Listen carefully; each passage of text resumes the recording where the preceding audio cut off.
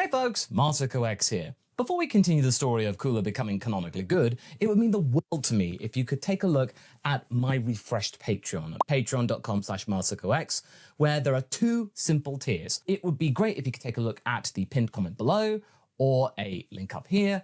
Anyway, let's get on to the Cooler story. Despite the good effects that it had on him, Cooler had to limit his involvement in divine training. He felt that his absence was the factor which ultimately prompted the dissidents to join Sorbet's case in bringing back Frieza. He had a lot on his mind. First of all was reforming those fools, whenever it was possible. There was a time when he would have made a very public example of them, but nowadays the Emperor had a different view regarding his troops and their lives. They were more valuable. Some of them got fooled, obviously, but could Cooler truly blame them if he hadn't seen the return of his brother immediately? This is why he was willing to give them at least a semblance of a chance. What seemed more irritating, though, was that there was no sign of Sorbet. He had just simply vanished without a trace. Not even the wiliest of his spies could find him. Moreover, some of the reconverted minions confessed that the rebellious commander often disappeared and flew towards some secret location unbeknownst to them. This wasn't really calming him down though, as Frieza clearly had some hidden ace up his sleeve and Sorbet might have decided to simply lie low, waiting to unleash whatever this was against him. Not knowing what it was just frustrating. And then one day, Berry Blue had noticed her leader deep in thought. "Still thinking about Sorbet, aren't you, my lord?" Her voice was quite coy, as usual. Indeed. Whilst I dealt with Frieza with ease, who knows if I could do that if he took even more time to expand his power.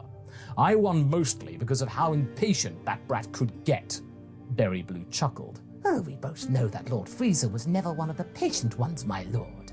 But he learned the value of training at some point, didn't he? Just as you have to learn the value of resting."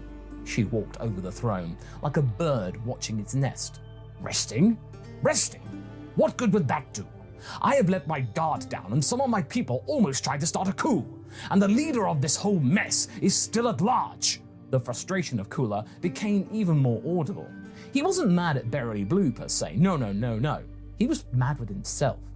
"Sounds to me like you have to keep training, something that you enjoy doing anyway." If I'm not here, my grip over the Empire will continue to loosen. The Emperor clenched his fist.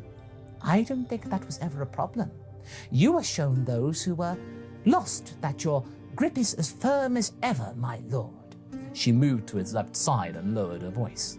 "Besides, our agents claim that there is a tournament about to happen." A tournament? Why should that interest me, Berry Blue? Cooler scoffed slightly, also lowering his voice. "Because apparently it will be with our twin universe. Beerus' sibling, Lord Champa, has issued a challenge, and he wants our strongest warriors versus theirs." The concept of multiple universes was known to Cooler, although his father was very vague concerning them. He claimed that cross-universe travel was rather troublesome, not worth his time most often occasions, and that they should focus instead on what they had in front of them. Honestly, one of a few things they could agree about back then. However, taking part in such a tournament could put him in Beerus' good books for sure, and that could allow him to ask Whis for a cheeky favor. Perhaps that nifty staff of his could be used to try and locate Sorbet. Alright, message the Earthlings then. Tell them that I, politely, demand to be included in the representation of our universe. Cooler crossed his arms and that was that. "I have taught you well, my lord. Only a great man could demand something so politely." Berry Blue nodded with pride and let out a small chuckle. Cooler was not amused. Luckily, the transportation was provided by Son Goku. It was a tad embarrassing to ask the Saiyan to be the official means of transportation for the Emperor, but he was more than happy to oblige because, well, let's be real, they're buddies now. "So, you got tempted by the tournament. Neat. I hoped you would join.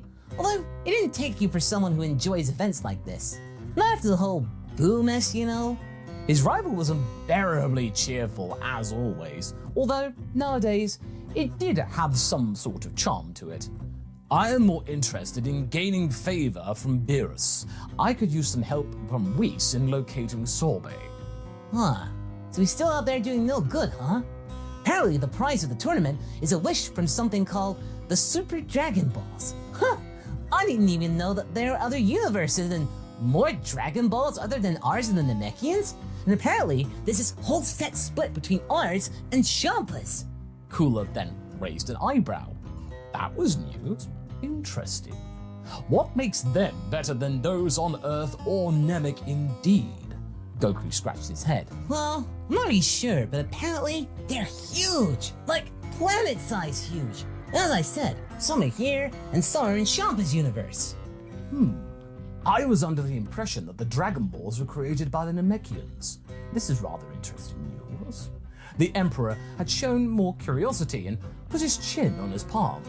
Must be one big Namekian to create one so enormous, that's for sure. Let's go meet the rest of the team, Cooler. Obviously, the rest wasn't really that surprising, as it consisted of Vegeta and Piccolo, both who cordially exchanged greetings with Cooler. Wait a moment. I was under the impression that we had to prepare 5 warriors, and there are only 4 of us. Who is going to be the final member then?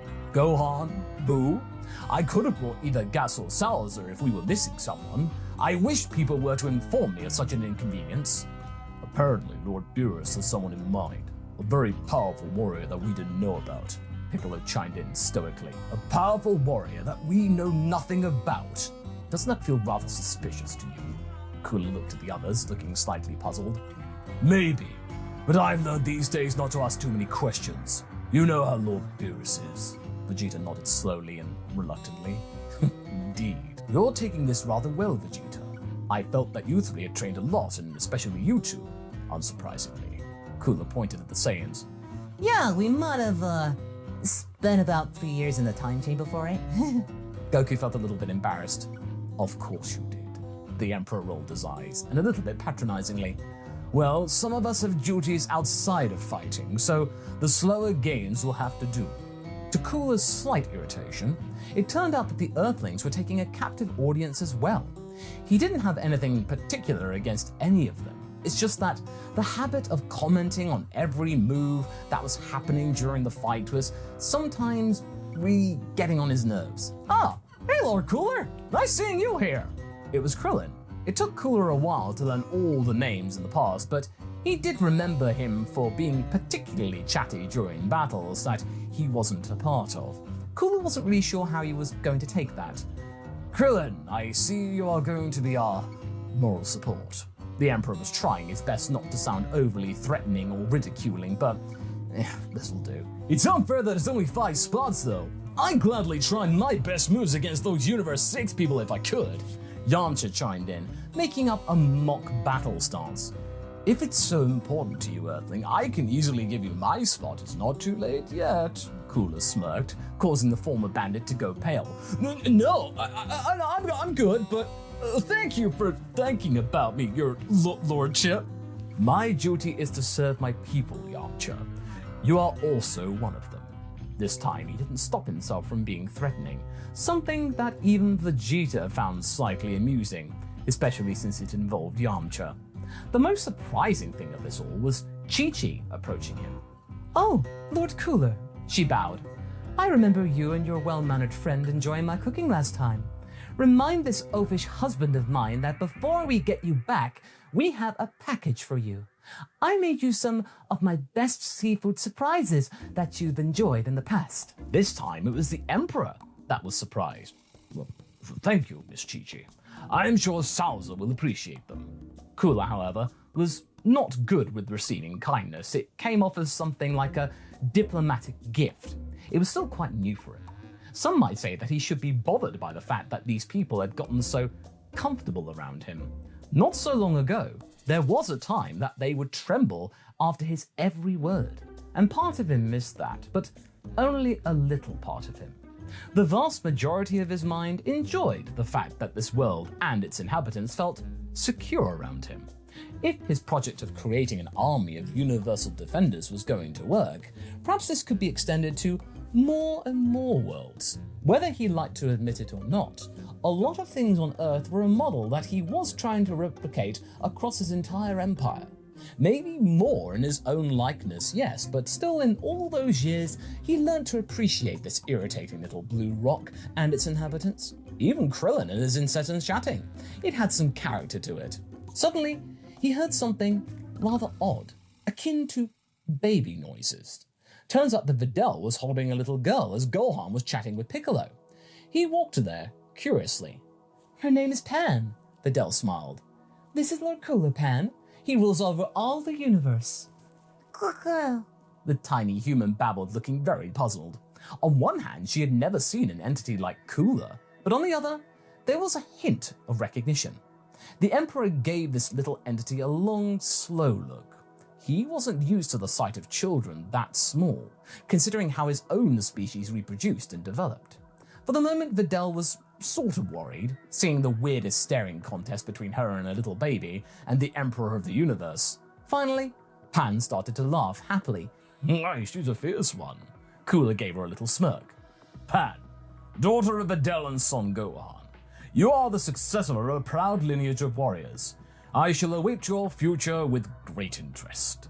Pan laughed happily and waved her tiny hands. Chi-Chi, on the other hand, decided to join in the conversation, slightly harrowed. I think she's too small to understand things like that. She might not even grow up to be a fighter. She might want to be a proper lady. So don't you go assuming things, Lord Cooler. I don't think that these two things stay in opposition. I was told that you were a fierce warrior in your day, Miss Chi-Chi, and that doesn't stop you from being the most elegant lady. Who's to say that this Pan, daughter of Videl and Son Gohan, might not be able to replicate the same feat? The wife of Son Goku blushed, completely forgetting about the intrusion. A little flattery wouldn't hurt. After all, he won't allow this lineage to go to waste. He will outlive the Saiyans, yes, and he wants to be sure that there will be someone to motivate him to train in maybe the next century. Finally, all that annoying saccharine stuff was over when Whis arrived with a cube of sorts. All right, everybody, come in. This is your transportation method to the space between the universes. We are going to a place that we refer to as the Nameless Planet. And while it was a weird vessel, it was literally just a moving cube. It traveled with magnificent speed, feeling borderline magical. It seemed like not only space, but time itself was bending before this funny-looking ship. Obviously, it wasn't the most comfortable. After all, they were sharing a relatively small deck space with a bunch of various entities, but very soon after, Coolzer stopped seeing familiar views. Instead, something much more interesting started to appear. 6 gigantic orange orbs, and they were located around a lone, unassuming world. It was hard to impress the Emperor with such a view, but he did share part of the awe that everyone around him seemed to have. This clearly was some sort of divine contraption. Cooler was sure of it. Say, what kind of Namekian tribe created such marvels? The Emperor asked, genuinely curious. According to the old knowledge, dragon god Zalama made them. Namekians just learned the craft by taking samples. So there is even a dragon god, I see. Cooler nodded slowly. Sadly, I don't know much more. It was before my time. Whis laughed softly. To try and imagine something as ancient as this, that it would be older than this angel, was simply overwhelming, even for the Emperor of Universe 7. Those objects did command, seemingly, some sort of respect by just being there. Finally, they landed on this barren little world that turned out not to be so barren after all. It had an arena, stands, some sort of a classroom, and a few other places to stay. And there were 2 cat destroyer gods waiting for them, alongside a female angel that Cooler did not recognize. Though, his first thought was about Champa's appetite, as his brother was already quite gluttonous and seemed to be in much better shape. Either that, or he lost in the genetic lottery. But, as they came closer, they already started to bicker. Sibling rivalry. Some things are universal, Cooler thought. It was curious to see his target coming to him directly. Originally, he had something different in mind. Obviously, he was certainly quite sure that the rule set of the tournament would disqualify him if anyone had been killed. Not only that, but he might have been revived instantly, so This initial blessing might complicate things for his contract. He looked at the group from afar. This cooler individual looked far more experienced than Frost. Who knows? He might even give him a fair fight. The smart thing to do would be to steer the tournament so the two of them would meet in combat. Then he would be able to determine his strengths and his weaknesses. Hit had a reputation to keep up, as he never underdelivered, nor resigned from the contract. This time wasn't going to be different. No, the hunt was on. And that's where we're going to be leaving things right now, as we end Act 8. Stay tuned for the 9th and final act of the story, which will conclude the story of Emperor Cooler.